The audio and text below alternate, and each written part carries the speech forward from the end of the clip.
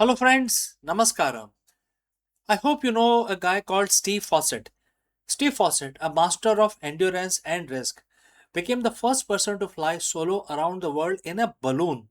In this video, we dive deep into the Spirit of Freedom mission, a grueling 14 days journey across 20,000 miles that redefined the limits of human achievement and aviation technology.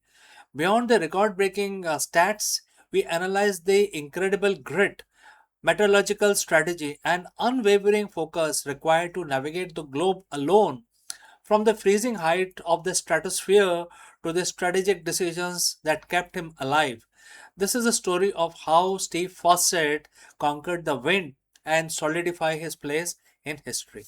Let's go. History is often defined by those who refuse to accept the word impossible. We talk about the great explorer Magellan, Amundsen, Armstrong, but there is a unique category for those who tackle the elements completely alone. In 2002, one man looked at the globe and decided he didn't needed a jet or a rocket or even a co-pilot. He just needed the wind. Today, we are analyzing one of the most audacious feats of human endurance and the strategic navigation in the 21st century. Steve Fossett's record breaking solo non stop circumnavigation in the spirit of freedom. Welcome to this deep dive. But before that, friends, please let us know from which city you have tuned in so that we know exactly who's watching us and who's not. All right, let's proceed further. To understand the weight of 2002, you have to understand the stakes. Before the Steve Fawcett, people had tried, many had died. It was the last great record in aviation. Fawcett wasn't just an adventurer, he was a master of logistics and risk management.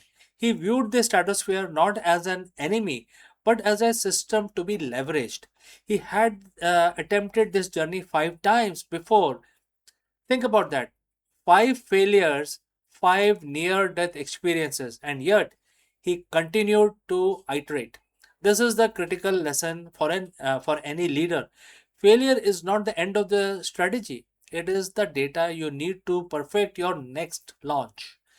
In 2002, in Nottingham, Western Australia, the Spirit of Freedom, a massive 140-foot tall balloon, began its ascent. The goal? To fly around the world solo, non-stop, in under 20 days. The capsule was size of a walk-in closet, roughly 7 feet by 5 feet. For 14 days, this would be his entire universe. Technologically, the Spirit of Freedom was a marvel of the time. It utilized a Rosier design, combining helium for a constant lift and hot air for vertical control. But the real strategy was in the navigation. Fawcett had to stay within a specific jet stream.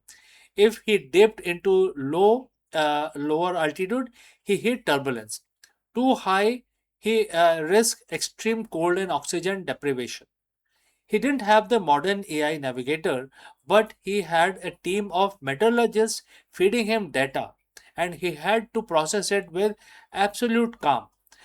This is the definition of the equanimity under pressure, a concept we talk about frequently here on the channel also. Whether you are a leading corporation or a piloting a balloon over the Southern Ocean, the ability to process the data, discard the noise, and execute the core task is what separates the masters from the amateurs.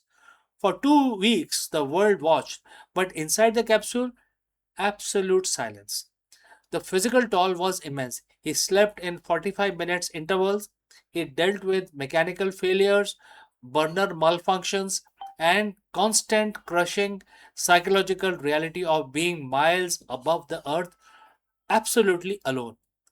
One of the most dangerous moments occurred over the Southern Ocean where the temperature plummeted, threatening the integrity of the balloon fabric. A normal person would panic. A strategist looked for the lever. Fawcett had to manipulate his altitude constantly to catch the right current, essentially surfing the atmosphere. When you study his flight, you see a man who was entirely in sync with his environment. He wasn't fighting the wind, he was negotiating with it. This is the profound leadership lesson. True success doesn't come from the brute forcing your way through a crisis. It comes from understanding the forces at play and positioning yourself where the current naturally carries you towards your objective.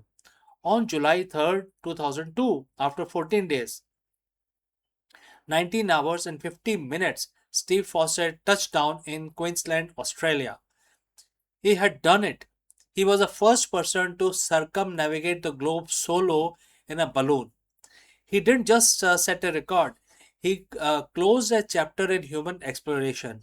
He proved that with the right combination of preparation, iterative learning, and mental discipline, the impossible becomes merely the next milestone.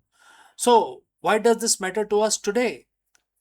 Why are we discussing a 2002 balloon flight on a channel focused on AI education and executive strategy? Because the landscape of a business is changing just as rapidly as weather system uh, faucet had to navigate. Whether it's a shift towards AI, the changing global economic order, or the demand for real time education, we are all in our own spirit of freedom capsule. We are all dealing with high stake environments where one wrong decision or one moment of lost focus can send us off course. Steve Fossett showed us that preparation is the foundation of the courage. So, friends, thank you for joining me on this historic strategic deep dive. If you enjoyed this breakdown, make sure to hit that subscribe button. Join us on the next on Akulmach history as we continue to explore the intersection of past, present, and future. I am CK, and I will see you again very soon in the next one.